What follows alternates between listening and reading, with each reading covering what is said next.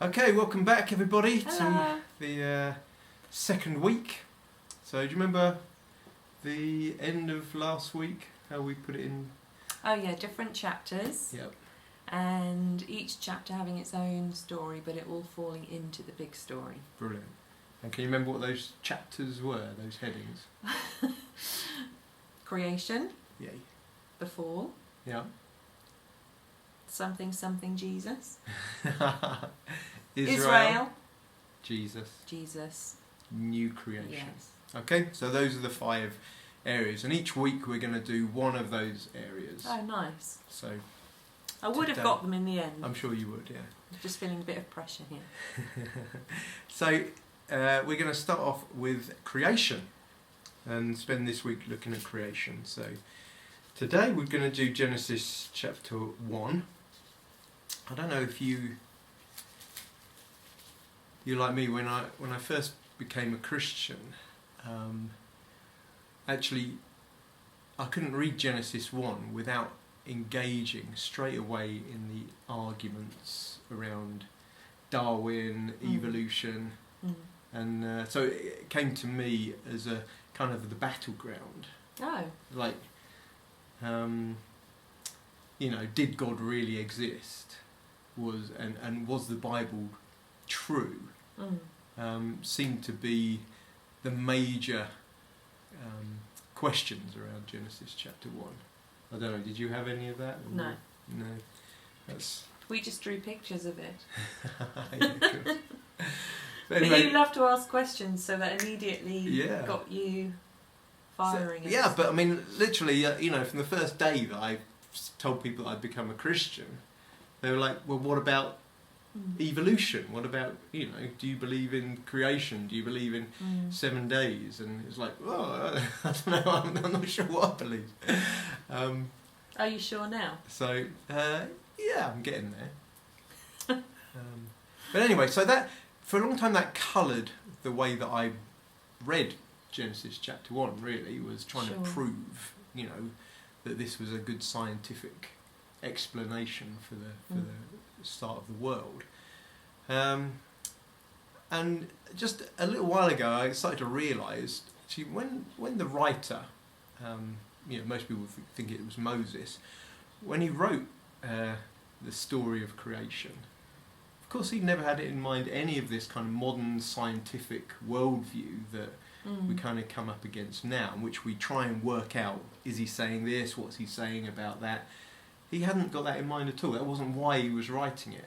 And actually, when we read the Bible, we've got to ask ourselves, why was the writer writing this stuff? What was he hoping to communicate through it? So I've literally never asked myself that. Really? It's a good question to ask. Go on then. So Genesis chapter 1, what was the writer trying to explain to us? What was he trying to get over? And the summary of it is that he is introducing us to God. He's introducing us to who this God is, what's he like, and what is the world around us. Why are we here? What's our place in this world? That's the reasons that he's writing it. Sometimes we miss the beauty and the glory of it all because we're trying to sort through the details of, is this really a day? Is this, how did light come before the sun? And all these kind of questions that you've never asked yourself.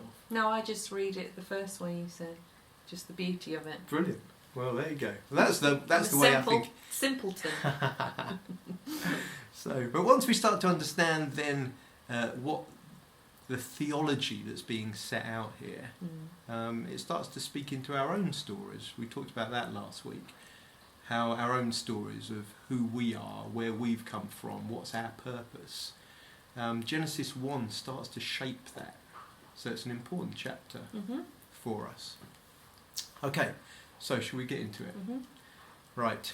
Well, I encourage you all, as you're going through this course, to actually read, particularly Genesis 1 today. That's where we'll be looking at mainly.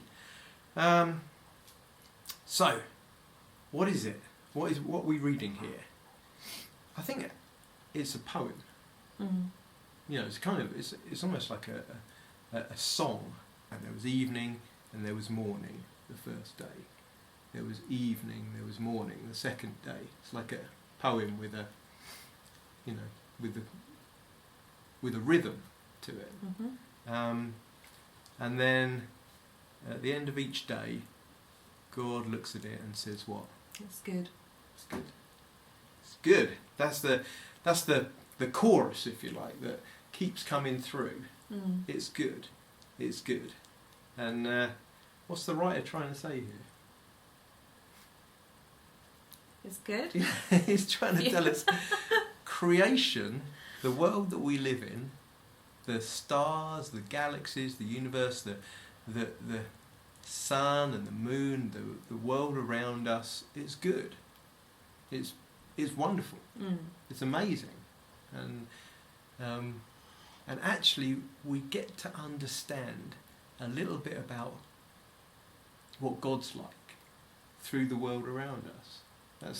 That's how Paul describes it in the book of Romans, that the invisible qualities of God may be clearly seen. Mm. We can see what God's like through what he's made around us. And that's what my dad used to say. did it? Mm. Yeah. So my dad wasn't a Christian and said he didn't believe in God, but he also used to say he connected with God in nature when he was walking around. Yeah. Well, beautiful. And that's true, isn't it? If you go out and you actually deliberately look and think, what can I learn about God from this? Mm. Then there's so much. There's a lifetime's stuff, really. Isn't Absolutely, and stuff that we can't even see. You know, when you start to think about the inner workings of the human body and how it all works together. You know. Or like a lizard. During lockdown, I wrote a poem about lizards. Right. Yeah. And I looked up. I googled, well, how do lizards have sticky feet? And on each little foot, they've got 14,000 little bits, and each of those little bits have 1,000 other little bits, and through all that they feel the surface and they fill in all the gaps on the wall to make the whole thing smooth. Oh, wow. It's like amazing. I thought, how can people say there's no creator God? Amazing. Yeah. Yeah. Because you used to want to be Spider-Man, didn't you, and climb walls? Ah, yeah. That's why you were going wrong. Yeah. Thanks, man. Anyway. Getting back to Genesis Yeah. chapter 1. So God looks at all this and says it is good. In fact, he comes to the end of the creation and looks at everything all together, all that he's made, and says it is very good. You know, and for the creator of the universe, for the most perfect, most wise, most amazing mind that we can ever imagine, to actually look at something and see it all in its entirety and say, very good. It's got to be amazing, really, hasn't it? And I want us to grasp something of that. Just the beauty and the wonder and the majesty of creation. This is something that God has given us to show us about him. Well, let's go for a walk Okay. tomorrow when we're filming. All right. and we can declare his praise. Yeah. That's the point of it ultimately, that the heavens declare the glory of God. That's how one of the psalmists writes. We understand the beauty and the majesty of God through creation. It's a good place. It's a wonderful place. And I know that over the years, certain traditions of Christians have looked kind of down at creation, as though, you know, this world is evil and bad and we shouldn't have anything to do with it. I don't know if you've come across those. Yeah. And it stems a lot from a sort of misunderstanding of the creation, and you know, that somehow the physical realm is corrupted and the spiritual realm is perfect, and so the more you get into the spiritual realm and the more you lay aside the world, the better you are. And that's actually a wrong teaching. It's a misunderstanding of what the creation is in its essence. I'm not saying there isn't corruption in creation. There is, and we'll look at that next week. But actually, the essence of creation is good and to be enjoyed. God delights in His creation. He delights over the world. He delights over the universe. He delights over humanity. Especially women. Probably. Should be. Isn't that when He said this is very good? Well, when He'd finished creating a woman, then he brought it all together. I think He was looking at everything, not just the woman. That's not how I read it. Okay. So, there's the dangers of kind of thinking, no, the physical realm is bad, and we need to, actually people can almost shape the gospel message around that and say, we're going to leave this corrupted physical world. We're going to escape it, and so they make up a gospel which says, we're here as souls to be plucked out of our physical bodies and taken to some spiritual realm, and that's the good place. That's the place of perfection, and the physical realm is going to be destroyed. That's how they understand things, and I don't think that's the biblical story. That's more a kind of Greek philosophy than it is where the Greeks said that there's these higher forms that are perfect, and the physical realm is imperfect, and we need to concentrate on the higher forms. That's how Plato used to talk, and it's just not true. Okay. So, as Christians, we embrace the physical realm. We don't run away from it and say how dreadful it is. Actually, God loves this realm, and He wants to redeem it. That's the heart. That's His heart for redemption. So not just that He would redeem mankind, but actually the whole of creation that He wants to redeem. And I think that's beautiful. I think one day we'll see a new heaven and a new earth, a physical realm that reflects the beauty of God in its entirety without any corruption. And that's going to be good. Okay, so first thing, it's a good creation. That's the message of Genesis chapter 1. So secondly, I want to talk about God's work here. What does God do? There's a great word or a little phrase in Hebrew called tohu wabohu. Do you love that? Tohu wabohu.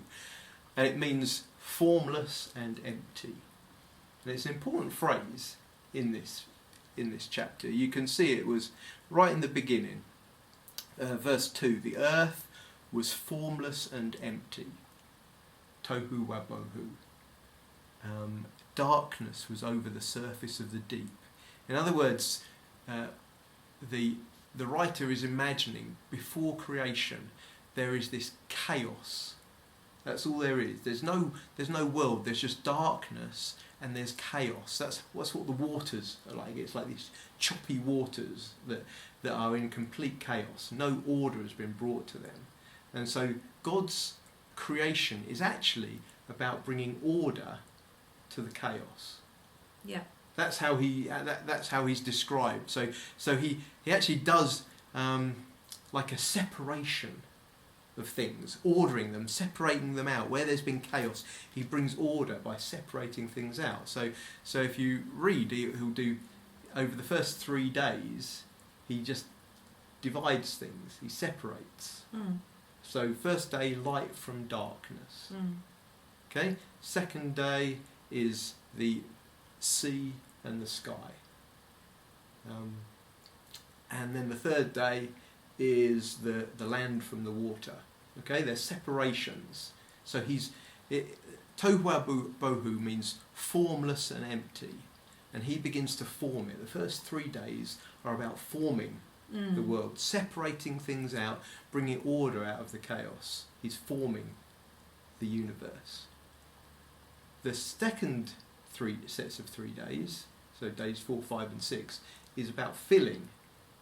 Okay. Tohu wabohu is formless and empty, And God's creative activity is to form it the first 3 days and then to fill it the second 3 days. So day 4, he fills what he made on day 1. So he fills stars, moon, sun. That's the creation of day 4. Day 5 is the fish in the sea and the birds of the air. And day 6 is the creatures of the land and humanity. Forming and filling. He's reversing tohu wabohu. That's what God does. He brings order where there's chaos. So it's an interesting thing that when God is at work, there is order. Order comes. God sorts out mess and brings order so that life can flourish. That's what it's all about. It's how do we make life flourish? And God says, I'm going to bring order out of the chaos. And that's his work, to bring order out of chaos. He always does it. But you realise that actually when you read through the Bible, there are times when God withdraws his hand. Most of the time he's sustaining and keeping order. But there are times when he withdraws his hand. And we call it the judgment of God. When he says enough. And he allows the chaos to come back again. So that's what we read in the flood. That was God withdrawing his hand. And suddenly what we saw in creation is now undone. And the chaos waters are back. Because God has removed his hand. Wow. So we see the same in the plagues. Yeah. So, when, it's quite interesting in Genesis 1 it says, let there be light. And then in Exodus, during the plagues, one of the times God says, let there be darkness. It's the undoing of creation. It's chaos coming out of order. That's the effect of sin when God withdraws his hand. So, you still with me? Okay, it's a great word, tohu wabohu. In my mind, it tells us something about the work of God, what we can expect when God's at work. He sorts out messes, really. And that's the beautiful thing. That's what God does in our lives. Yeah. That's what God does in society. Where there's mess, where there's chaos, God is at work bringing order so that life flourishes. That's his whole point. Okay? And then finally, day 7, rest. Sabbath. God rested. Actually, Sabbath just means stop. Shabbat. Very good. So it's an interesting phrase that is used here, because we know that day 1 to 6 we've got morning and evening, and then it says the 7th day God finished his work, and on the 7th day he rested from all his work. And God blessed the 7th day and made it holy, because on it he rested from all the work of creating that he had done. Interesting, there's no morning or evening. Oh. That's the only day we don't have morning or evening. The 7th day. Why is that then? Well, it's an interesting one, isn't it? Because I think it actually... Some of the Jewish guys that were looking at this early on said, this is what life should have been like. We had the morning, had the evening and the morning for all of the created days. But on the 7th day, when God rested, it was like, okay, this is what it should be like now. We don't have any more night or day. We have rest in God. That's what the world should be like. We don't want it to finish. And so that, in a sense, the Jewish scholars said, no, this is what we're ultimately aiming for. What, the 7th day? The 7th day, when we will be at rest, where God came and enjoyed creation. He actually came into creation and enjoyed what he'd made. I was saying to Evie the other day, when she was on one of her video games, and she'd spent ages making this world. And I said to her, are you always so busy in your world? Do you ever just sit down and enjoy what you've made? She's like, no, I'm too busy making houses. So the seventh day is all about God enjoying the creation that he delights in and enjoying it with mankind. And we see that that's the pattern that God longs for. We're not very good at that in the West, are we? No, we're Terrible. not. No, we don't like resting. Just want to do. Mm. But God commands it that we should rest and enjoy the world that he's given us. So, that's a little brief overview of Genesis chapter 1.